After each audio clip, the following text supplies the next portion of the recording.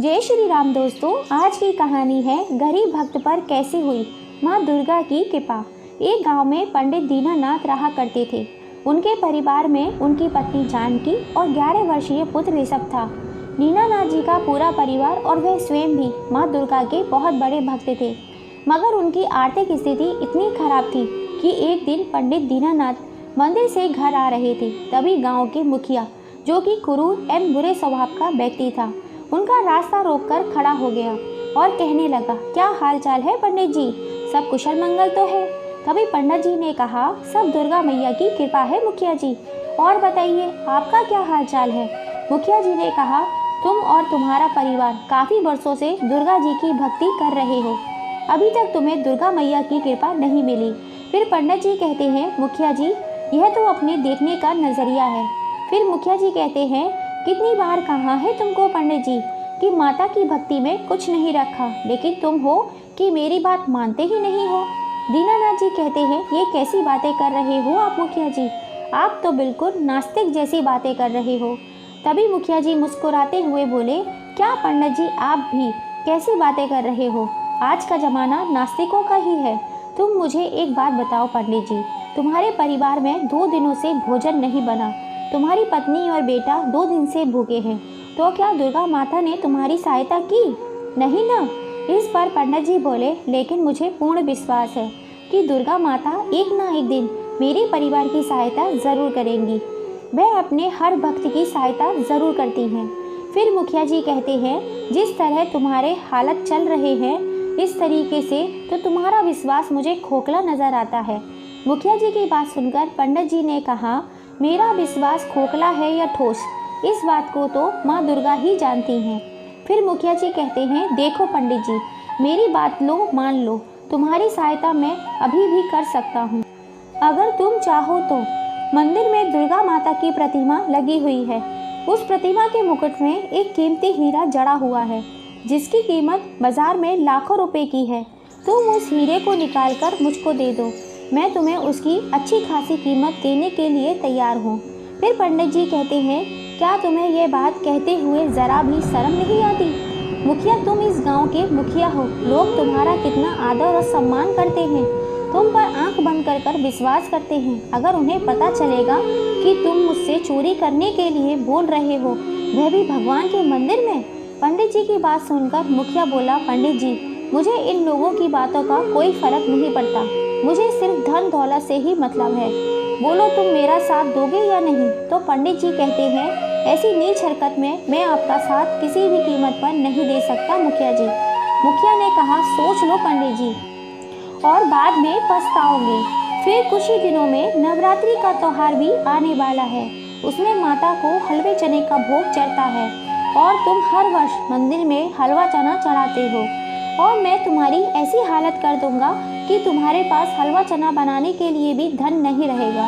फिर पंडित जी कहते हैं, तुम इस बात को कभी समझ नहीं पाओगे, भगवान भोग से नहीं अच्छे कर्मों से प्रसन्न होते हैं। इतना बोलकर दीनानाथ पंडित जी अपने घर की ओर चल दिए, और उधर मुखिया क्रोध भरी नज़रों से दीनानाथ पंडित जी को जाता हुआ देख रहा था। कुछ देर बाद मुखिया जी के 2 साथी राहुल और मोहन मुखिया के पास आकर बोले, क्या हुआ मुखिया जी, वह पंडित ने मना कर दिया? नहीं, मैंने उसे हर तरह से लालच देकर देख लिया, लेकिन वह टस से मच नहीं हुआ। राहुल कहता है, मेरी समझ में यह क्यों नहीं आ रहा है कि हम माता के मुकुट से वह हीरा क्यों नहीं चुरा सकते। तो मुखिया बताता है कि माता की प्रतिमा मंदिर के कमरे में रखी हुई है, और उस कमरे की चाबी पंडित दीनानाथ के घर पर रखी हुई है।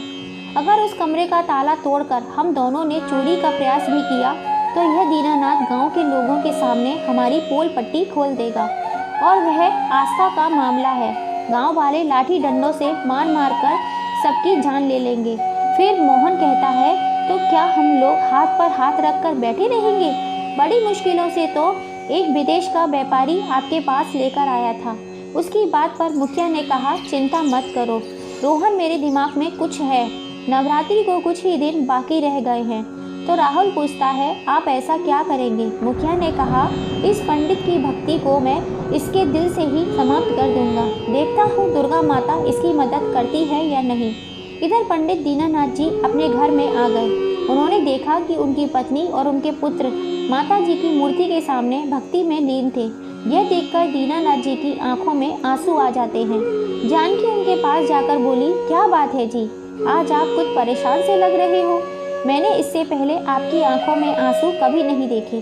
फिर पंडित जी बोले, अब तुम्हें क्या बताऊं जानकी, आजकल जमाना बहुत बदल गया है। जानकी जी पूछती हैं, कुछ समझी नहीं। फिर पंडित जी कहते हैं, गांव का मुखिया मिला था और मेरा मजाक उड़ा रहा था। बोल रहा था कि तुम्हारा परिवार माँ दुर्गा का कितना बड़ा भक्त है, फिर भी वह 2 दिनों से भूखा मर रहा है। फिर जानकी जी कहती है, गांव के मुखिया को कौन नहीं जानता, आप किन की बातों पर आ जाते हो। गांव के सभी लोग जानते हैं कि मुखिया एक नंबर का बेशर्म स्वभाव का आदमी है, और कुछ लोग तो यह भी कहते हैं कि वह नास्तिक भी है। वह तो भगवान पर विश्वास ही नहीं करता, और जो भगवान पर विश्वास नहीं करता वह भला आपको क्या समझेगा। फिर पंडित जी कहते हैं, तुम्हारी इन्हीं बातों से मुझ में शक्ति आ जाती है और मुझ में हालातों से लड़ने के लिए हिम्मत और हौसला भी आ जाता है। तभी दीनानाथ जी के पास उनका पुत्र ऋषभ दौड़ता हुआ आकर बोला, पिताजी, नवरात्रि का त्योहार आने वाला है, मैं इस बार माँ दुर्गा को देसी घी का हलवा का प्रसाद चढ़ाऊंगा। ऋषभ की बात सुनकर पंडित केदारनाथ की आंखों में दोबारा आंसू आ गए। वह अपनी पत्नी की ओर देखकर बोले, मुझे इस बात की चिंता खाए जा रही है कि जानकी, हमारी आर्थिक स्थिति इतनी बुरी चल रही है, तो इस बुरी आर्थिक स्थिति में इस वर्ष नवरात्रि में माँ दुर्गा को देसी घी के हलवे का भोग कैसे चढ़ा पाएंगे। फिर उनकी पत्नी कहती है, चिंता मत कीजिए, जब तक कोई ना कोई इंतजाम जरूर हो जाएगा। पंडित केदारनाथ जी कहते हैं, फिलहाल तुम दोनों को 2 दिन से भूखे हो। मंदिर में जो भी प्रसाद आता है उसे प्रसाद को मैं गरीबों में बांट देता हूँ, लेकिन माँ दुर्गा की पता नहीं ये कौन सी लीला है कि मेरा ही परिवार भूखा रहता है। तो जानकी जी कहती हैं, अपने मुँह से ऐसी बातें मत कीजिए, अपने विश्वास को कमज़ोर मत होने दीजिए। जानकी ने इतना बोला ही था, तभी दीनानाथ जी ने जैसे ही दरवाज़ा खोला, एक व्यक्ति हाथों में भोजन की थाली लिए हुए खड़ा था। फिर दीनानाथ जी कहते हैं, कौन हो तुम, इस गांव के तो नहीं लगते हो। फिर वह व्यक्ति कहता है, जी आपने बिल्कुल सही पहचाना, मैं इस गांव का व्यक्ति नहीं हूँ। जी आपने बिल्कुल सही पहचाना, क्या है, मैं राजू काका का दूर का रिश्तेदार हूँ। राजू काका ने आज कुछ दिनों लोगों की दावत की थी, उन्होंने बहुत सारा भोजन बनवा लिया था, मगर मेहमान आए ही नहीं तो भोजन कहीं खराब ना हो जाए, इसीलिए वे सारा भोजन गांव में बंटवा रहे हैं। मैं वही भोजन आपको देने आया हूँ। राजू काका का नाम सुनकर पंडित दीनानाथ जी ने वह थाली हाथों में ले ली, क्योंकि पंडित दीनानाथ जी राजू काका को अच्छी तरह से जानते थे। खाने की थाली देने के बाद वह व्यक्ति वहाँ से चला गया। फिर पंडित जी वहाँ खाना लेकर घर के अंदर आ गए तो उनकी पत्नी कहती हैं, देखा आपने, ज़रूर दुर्गा माँ ने हमारी सहायता की है। इतना कहकर वह तीनों भोजन करने लगे। भोजन करने के बाद पंडित दीनानाथ, जानकी और ऋषभ को गहरी नींद आ गई। तभी उनके घर में राहुल और मोहन घुस आए। फिर राहुल कहता है, तेरे दिमाग का तो जवाब नहीं मोहन, तूने मुखिया जी की खोपड़ी को भी फेल कर दिया। इस पंडित को तो बिल्कुल भी शक नहीं हुआ कि यह थाली राजू काका ने नहीं बल्कि तूने भिजवाई थी। वैसे तुमने भोजन में कहीं जहर तो नहीं मिला दिया। मोहन कहता है, पागल हो गए हो क्या, मैंने इसमें बेहोशी की दवा मिलाई है। अगर मुखिया की बातों में रहेंगे तो वह हीरा हमें कभी नहीं मिलेगा। चलो जल्दी से जल्दी मंदिर के कमरे की चाबी ढूंढते हैं। तभी राहुल को चाबी मिल जाती है और कहता है, ये रही चाबी। फिर मोहन कहता है, देर मत कर, आज रात को दुर्गा माँ के मुकुट से वह हीरा निकाल लेते हैं। इतना कहकर वे दोनों वहाँ से चले गए और चुपके से मंदिर के अंदर प्रवेश कर गए। राहुल और मोहन ने बड़ी चालाकी से कमरे का ताला खोल दिया और दुर्गा माँ की प्रतिमा के सामने खड़े हो गए। वह एक हीरा माँ दुर्गा के मुकुट में अंधेरे में चमक रहा था। राहुल कहता है, अरे यार, यह हीरा तो निकल ही नहीं रहा है। फिर मोहन कहता है, चिंता मत कर, यह दुर्गा माँ की प्रतिमा इतनी बड़ी और इतनी भारी भी नहीं है। एक काम करते हैं, इस प्रतिमा को अपने साथ ले जाते हैं। फिर राहुल कहता है, गांव वालों को पता चलेगा। तब फिर मोहन कहता है कि गांव वाले तो यही जानते हैं ना, चाबी पंडित जी के पास रहती है, तो आप तो उसी के ऊपर इल्ज़ाम आएगा। फिर वह दोनों माँ दुर्गा की प्रतिमा को मंदिर से उठाकर मुखिया जी के घर ले जाते हैं। मुखिया माँ दुर्गा की प्रतिमा को देखकर पूरी तरह चौंक गया। फिर मुखिया कहता है, यह क्या किया तुम दोनों ने, मुझसे पूछे बगैर यह सब करने की क्या ज़रूरत थी। फिर मोहन कहता है, अरे सब छोड़िए मुखिया जी, इस प्रतिमा से उस हीरे को निकालने का प्रयास कीजिए। हीरे को देखकर मुखिया सब कुछ भूल गया।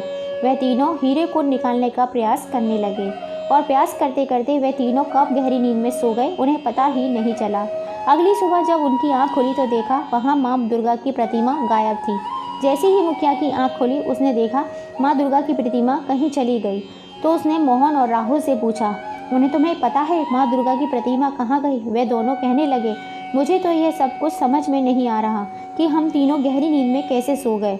मुखिया कहता है, अरे तू जाकर पता करो मूर्ति कहाँ गई। ऐसा ना हो कि गांव वालों को पता लग गया हो। अगर ऐसा हुआ तो तुम्हें अंदाज़ा भी नहीं है कि हम तीनों के साथ गांव वाले क्या करेंगे। मुखिया पूरे गांव में चक्कर लगाने लगा। तभी उन दोनों की नज़र पंडित जी पर पड़ी। वह दोनों पंडित जी दीनानाथ के पास पहुँचे और बोले, कहाँ से आ रहे हो पंडित जी? फिर पंडित जी कहते हैं, कल नवरात्रि है ना, इसीलिए माता की प्रतिमा की सफाई कर कर आ रहा हूँ। पंडित दीनानाथ की बात सुनकर मोहन पूरी तरह से चौंक गया। राहुल की तरफ देखने लगा और पंडित जी से कहा, मजाक कर रहे हो क्या पंडित जी? अरे इसमें मजाक वाली क्या बात है? पंडित दीनानाथ उन दोनों को मंदिर में उस कमरे में लेकर गए। कमरे का नज़ारा देखकर मोहन राहुल की आंखें फटी की फटी रह गई। माँ दुर्गा की प्रतिमा मंदिर के कमरे पर वैसी ही खड़ी हुई थी जैसे कि कल रात को खड़ी हुई थी। वे दोनों वहाँ से चुपचाप चले गए और मुखिया के सामने जाकर खड़े हो गए। फिर मुखिया कहता है, क्या हुआ, कुछ पता चला? मोहन और राहुल ने सारी घटना मुखिया को बताई। मुखिया कहता है, ज़रूर यह सब पंडित दीनानाथ का किया धरा है, जो आज रात पंडित दीनानाथ के घर से सारा सामान चोरी करके ले आओ। देखता हूँ कि कल सुबह माँ दुर्गा की प्रतिमा के सामने देसी घी के हलवे का प्रसाद कैसे चढ़ाएगा। इधर दीनानाथ जी की पत्नी जानकी गुल्लक से कुछ पैसे निकालकर गिन रही थी।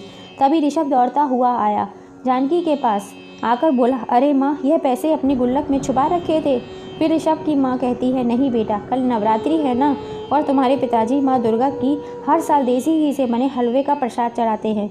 कल सुबह हम देसी घी से बनाकर हलवा प्रसाद चढ़ाएंगे। मगर उस रात को मोहन और राहुल चुपके से उनके घर में घुस गए और उनके घर का सारा सामान चुरा कर ले गए, सब कुछ चुरा कर ले गए। अगले दिन घर का सफाया देखकर जानकी बुरी तरह से रोने लगी। तभी पंडित दीनानाथ जानकी से बोले, चिंता मत करो जानकी, शायद माँ दुर्गा हमारी परीक्षा ले रही हैं। और कहने लगे, ज़रूरी नहीं है कि हलवा देसी घी में ही बना हुआ हो। पहले के लोग माता को चीनी मिश्री का भी भोग लगाया करते थे। वह देखो सामने, चोर मिश्री का डिब्बा छोड़कर चले गए हैं। अब हम उन्हीं माँ को यही प्रसाद चढ़ाएंगे। पंडित दीनानाथ उस प्रसाद को लेकर मंदिर में पहुँच गए। मंदिर में सभी लोग पंडित दीनानाथ का इंतज़ार कर रहे थे। तभी वहाँ पर मुखिया अपने साथियों के साथ हंसता हुआ आया और बोला, यह क्या पंडित जी, आज केवल मिश्री का ही भोग लगा रहे हो माँ को? तो तुम माँ दुर्गा के बहुत बड़े भक्त हो, तुम्हें तो देसी घी में बने हलवे का भोग बनाकर चढ़ाना चाहिए था। पंडित दीनानाथ कुछ नहीं बोले। उन्होंने वही भोग माँ दुर्गा को चढ़ा दिया। मगर अगले ही पल उस प्रसाद के ऊपर सफ़ेद रंग की किरणें फूटने लगीं और देखते ही देखते वह मिश्री का प्रसाद हलवे के रूप में बदल गया। इस चमत्कार को देखकर मंदिर में मौजूद सभी लोगों की आंखें हैरत से फटी की फटी रह गई। कुछ ही क्षणों में माँ दुर्गा की प्रतिमा में से सफ़ेद रंग की किरणें फूटने लगीं और वहाँ पर माँ दुर्गा की प्रतिमा में से माँ दुर्गा परिवर्तित हो गई। लोगों के सामने साक्षात माँ दुर्गा खड़ी हुई थी, जो मुस्कुराते हुए पंडित दीनानाथ जी को बोली, तुम वाकई में मेरे सच्चे भक्त हो दीनानाथ, तुमने उचित कहा था। मैं अच्छे कर्मों से प्रसन्न होती हूँ। मैंने तुम्हारे भोग को स्वीकार कर लिया और मेरी तरफ से यह हीरे का प्रसाद तुम्हारे लिए, मेरी तरफ से ये छोटी सी भेंट है। इतना कहकर माँ दुर्गा ने क्रोध भरी नज़रों से राहुल और मुखिया की तरफ देखकर कहा, चमत्कार को देखकर भी तुम अपने अंधविश्वास पर कायम रहे। मुखिया और मोहन राहुल माँ चरणों में गिरकर गए और कहने लगे, मुझे माफ़ कर दीजिए माँ। दुर्गा माँ कहती हैं, आज नवरात्रि है इसलिए मैं तुम्हें माफ़ करती हूँ, पर ध्यान रखना आगे से कोई भी गलती मत करना। फिर माँ दुर्गा वहाँ से गायब हो गई और दोबारा प्रतिमा में परिवर्तित हो गई। उस दिन के बाद मुखिया और राहुल मोहन पूरी तरह से सुधर गए। भक्तों, तभी तो कहते हैं, जो भगवान का सच्चे दिल भाव से विश्वास रखता है, भगवान स्वयं मदद उनकी करने के लिए धरती पर आते हैं। आपको ये छोटी सी कहानी कैसी लगी? कहानी को पूरा सुनने के लिए आप सभी का दिल से धन्यवाद।